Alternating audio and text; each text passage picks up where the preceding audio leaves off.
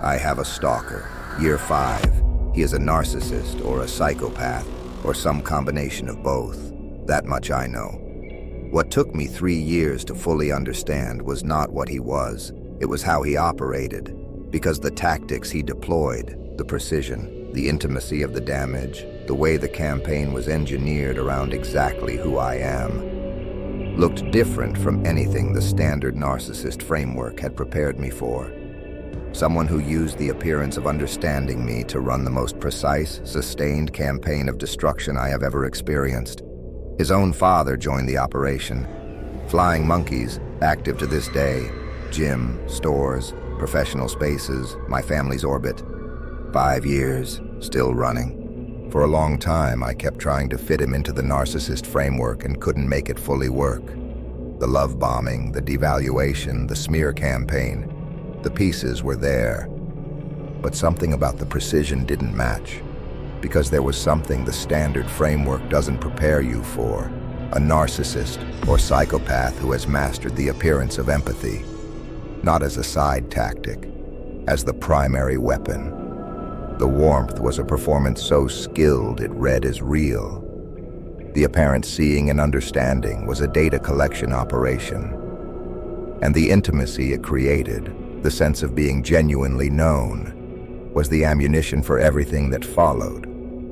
Not a substitute for empathy, the performance of empathy, perfected. Then the research gave me the framework, and it explained everything, not by labeling him, but by naming the tactic set. In a landmark 2021 study published in Personality and Individual Differences, researchers examined 991 participants across personality clusters. What they found was not 3 groups, the classic dark triad, the empaths, the average people. They found 4. The 4th group was the one nobody had named yet. People who scored high on dark personality traits, narcissism, Machiavellianism, psychopathy, and high on empathy, both simultaneously. They called this group the dark empath, and they found that this group comprises approximately 20% of the population, 1 in 5 people. Since that study, researchers have arrived at a specific and alarming conclusion. The dark empath may be more dangerous than the classic dark triad individual, not because they are more extreme, because they are harder to identify, harder to leave, and capable of causing harm with a precision that the narcissist, who lacks genuine empathic access, simply cannot match. The dark empath doesn't just manipulate you, they manipulate you using their genuine understanding of exactly who you are.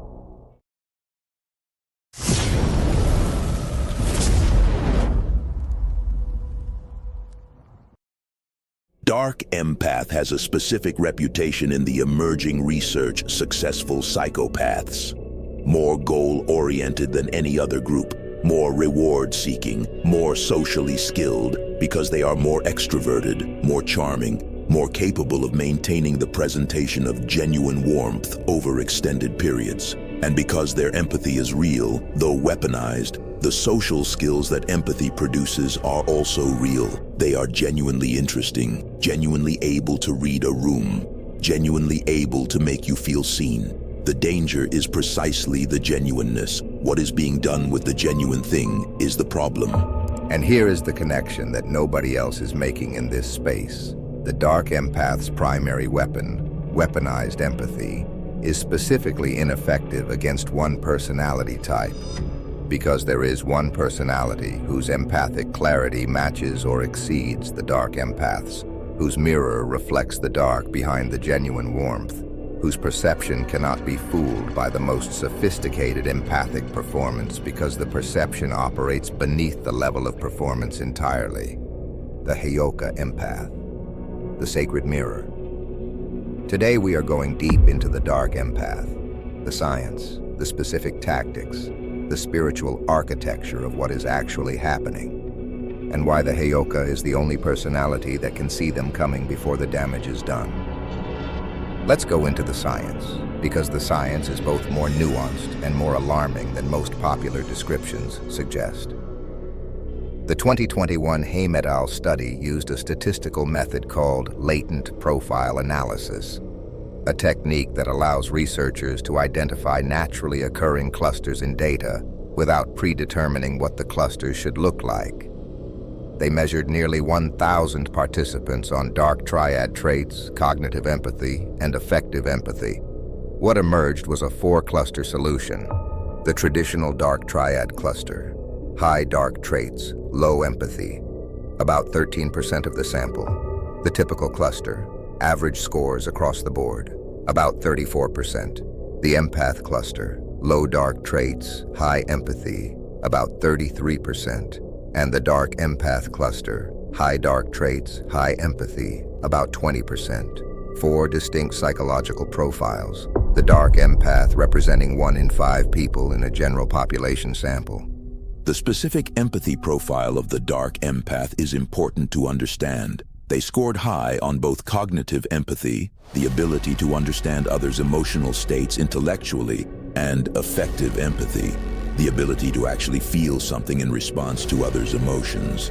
This is what makes them distinct from the classic dark triad individual who may have some cognitive empathy, but typically shows significant deficits in affective empathy. The dark empath feels that feeling is real, and it is deployed strategically in service of dark objectives without being eliminated by those objectives. The aggression profile is where the research becomes most alarming. The dark empath group showed higher aggression than both empaths and typicals, but their aggression was predominantly indirect. Social exclusion, malicious humor, guilt induction, network manipulation. Specifically, hurting people through systems and social structures rather than direct confrontation. This indirect aggression is the dark empath's preferred mode precisely because it uses their empathic skill set, their understanding of social systems, their knowledge of what will hurt specific people in specific ways, rather than the crude direct aggression that would be more immediately visible and therefore more easily identified and defended against. And the researchers' most recent work, preliminary findings presented at scientific conferences, found that dark empath aggression levels were approaching parity with the traditional dark triad group, making them, in terms of actual harm produced, as dangerous as the profile that research has historically focused on as the primary threat.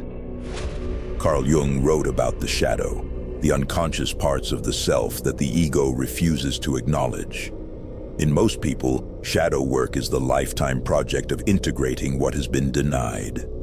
The dark empath represents a specific shadow configuration that Jung did not name, but that his framework illuminates. A person in whom the light and the dark are not compartmentalized but integrated, functioning together. The empathy is not separate from the darkness. It is the vehicle for it. This is what makes shadow-level healing so specifically difficult for the dark empath, and so specifically dangerous for everyone in their orbit.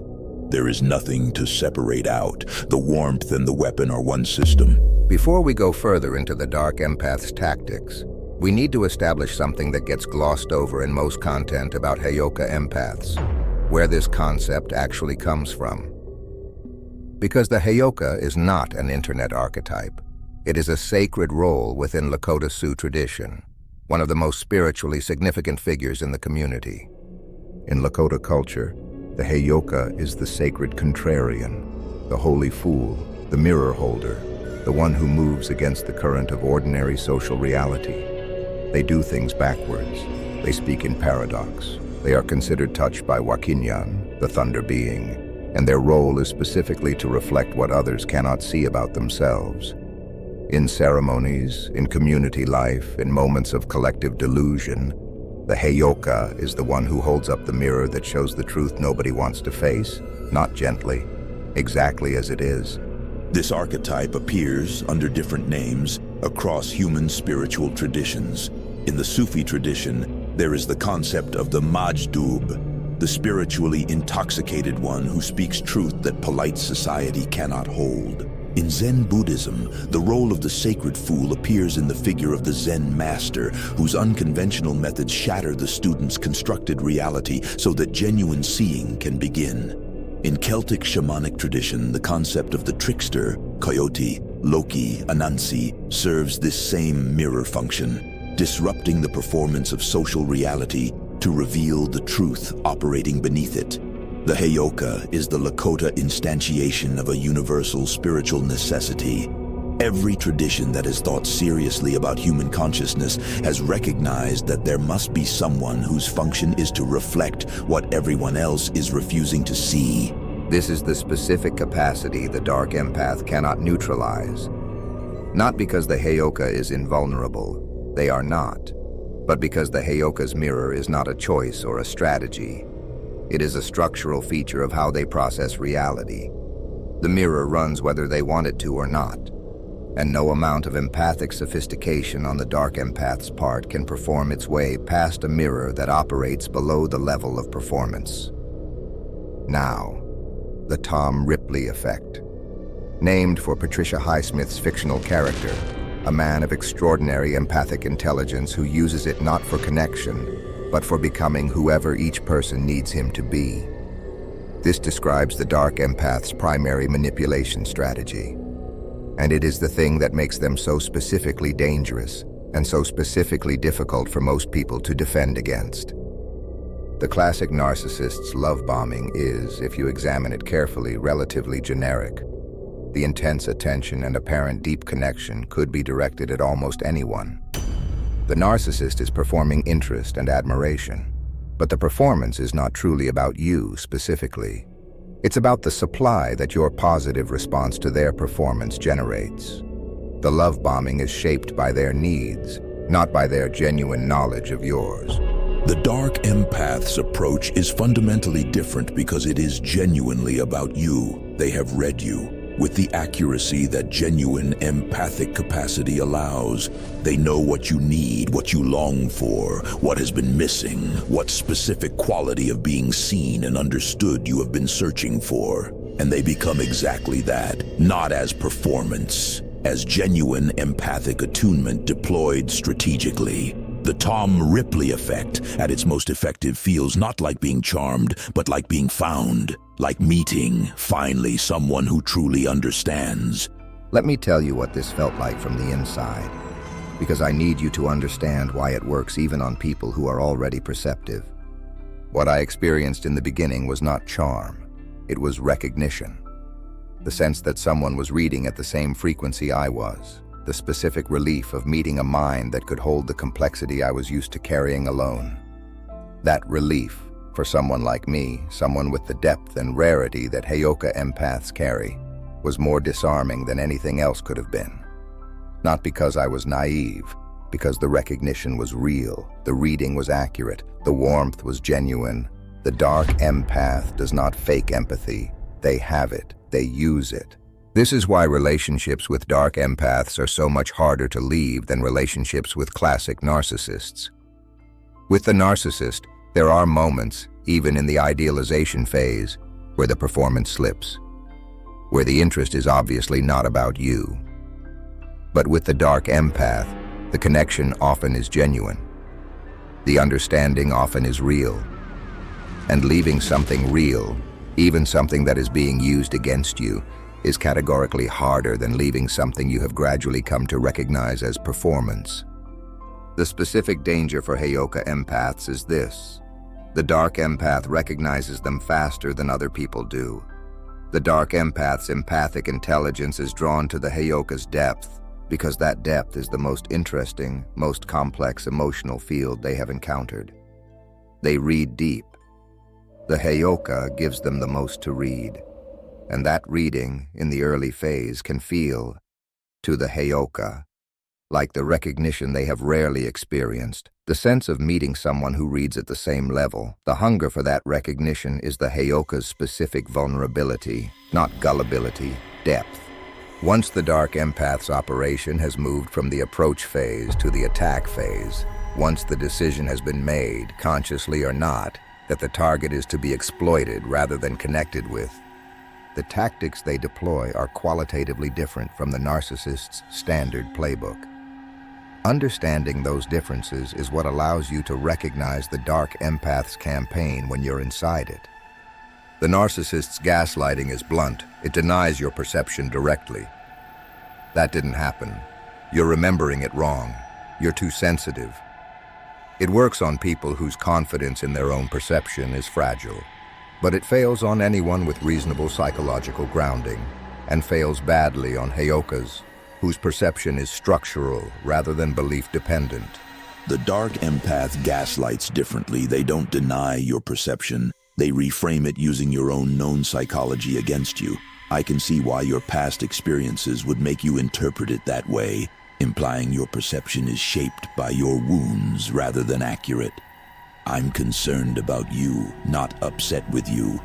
Weaponizing the language of care to make your legitimate concern about their behavior seem like your psychological problem. The dark empath's gaslighting is surgical because it targets the specific vulnerabilities they have identified through their genuine empathic access. They know which doubts you carry, and they know exactly how to water them. This is worth sitting with, because the dark empath's gaslighting does not feel like gaslighting. It feels like being understood, like someone who cares deeply about your well-being is gently pointing out the way your history is distorting your perception. The language of therapy, the language of compassion, the language of genuine care, all turned. Used to make you doubt the very perception that is accurately reading them. This is the most insidious form of psychological manipulation that exists, not because it is the most extreme, because it is the hardest to name while you are inside it. In spiritual terms, this is a corruption of the healing relationship itself. The shaman, the therapist, the spiritual director, their power comes from their capacity to hold your truth more clearly than you can hold it yourself. The dark empath mimics this dynamic exactly. The difference is the direction of the energy. The genuine healer uses their sight in service of your liberation. The dark empath uses their sight in service of your captivity. The dark empath's smear campaign is also qualitatively different from the narcissists. The narcissist smear typically involves fabrication, accusations that are created rather than distorted. The dark empath smear takes real elements of the target's actual experience, personality, or history, things they know because their empathy gave them genuine access, and reframes them in the most damaging possible light. This makes the smear more effective because it contains enough truth to be credible to people who genuinely know the target. The distortion is applied to real material, and the distortion is calibrated by genuine empathic intelligence to hit the specific credibility vulnerabilities the target has in specific social environments. In my case, the smear reached professional environments where I work. It reached my family. Real things about me. Real history, real traits, real vulnerabilities I had shared in what I believed was a space of genuine connection, reframed in the worst possible light and placed in the hands of people positioned to do maximum damage with them. That is the specific horror of the dark empath's campaign. It uses the intimacy against you. The closer they got, the more ammunition they collected. The empathy that felt like being known was simultaneously the intelligence gathering for everything that came after. And the flying monkeys, the dark empath recruits, are different too. The narcissist's flying monkeys are typically loyal to the narcissist. The dark empath's recruits often genuinely believe they are acting in the target's best interests, because the dark empath's empathic sophistication allows them to frame the operation as concern, protection, intervention. The people doing the damage often think they are helping. That is the reach of weaponized empathy. It does not just manipulate the target, it manipulates the entire social field. Here is the specific dynamic that makes the encounter between a Heyoka and a dark empath so charged, and so different from the dark empath's encounters with other targets. The dark empath's primary advantage is asymmetric empathic access. They read others more accurately than they are read. Their empathy is a one-way mirror. They see clearly out, while their targets see only the warmth and understanding projected back at them. The Heyoka collapses that asymmetry. because the Heyoka's reflective capacity is not produced by cognitive analysis of the dark empath's behavior. It is a direct, immediate perceptual experience of what is actually animating the person. The Heyoka doesn't study the dark empath and conclude that something is off. They feel it, see it. In the same direct way they feel and see everything else. And what they see in the dark empath is both the genuine empathy and the darkness that coexists with it, both the real warmth and the weaponization of that warmth, both truths simultaneously, without the need to choose between them. This dual perception connects to something the mystic traditions understood about the nature of genuine spiritual sight. In Sufi teaching, the concept of kashf, unveiling, describes the capacity to perceive what is hidden behind the surface presentation of reality. In the Vedic tradition, viveka is the discriminative wisdom that allows the practitioner to distinguish the real from the constructed. In Jungian psychology, it is the capacity to hold the tension of opposites, to see the shadow without denying the light, and the light without denying the shadow. The Heyoka's perception is the embodied, lived version of what these traditions describe as the highest form of seeing, not the elimination of one truth by another, the simultaneous holding of both. This dual perception is specifically what the dark empath cannot manage in their encounter with the Heyoka. They are accustomed to targets who either see the warmth and trust it, or eventually come to see the darkness and label the warmth as false.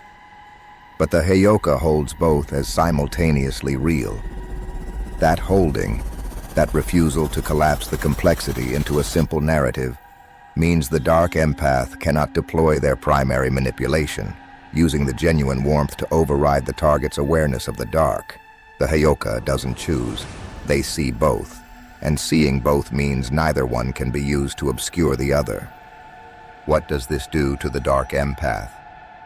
It produces a specific crisis, because the dark empath's functioning depends on the asymmetry, on reading without being fully read.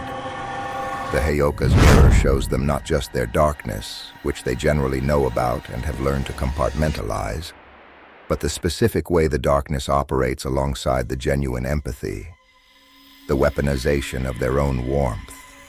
And that may be something they have successfully hidden from themselves, along with hiding it from everyone else. And that is why, in my experience, the response is not retreat, it is escalation. 5 years of escalation, his own father joining the operation. Think about what that reveals. People with healthy psychology do not maintain a 5-year coordinated campaign. They do not recruit family members. They do not send flying monkeys into every space you occupy. That level of persistence is not obsession. It is existential terror. Terror that I exist, that I see clearly, and that I am willing to say exactly what I see. The Heyoka's mirror shows the dark empath the one thing their entire psychological architecture is built to prevent: the mechanism itself. The way the empathy and the darkness are not separate, that they cooperate, that they are one system. And a witness to that mechanism, someone who sees it and names it and will not be moved from what they see, is the specific threat the dark empath has no countermeasure for. So what do you do with all of this? How do you identify a dark empath before the campaign is running? How do you protect yourself once you know you're in it? Recognition comes through a specific kind of attention to the gap between presence and impact. The dark empath's presence feels warm. The impact of their orbit over time is corrosive. You feel more confused about your own perceptions, more isolated from people who were once close, more dependent on the dark empath's interpretation of events, because their empathic intelligence has gradually made itself the most authoritative voice in your internal narrative. If you consistently feel better in the immediate encounter and consistently feel worse in the accumulated aftermath, that gap between moment and impact is the dark empath's signature. Recognition also comes through what researchers identify as conditional care. The dark empath's specific manipulation of the language of understanding. Their empathic insights are framed as evidence of unique connection. Their apparent concern for you is deployed as justification for controlling your behavior. The sentence structure of conditional care often sounds like, "Because I understand you better than anyone, you should." Or, "My concern about you is exactly why."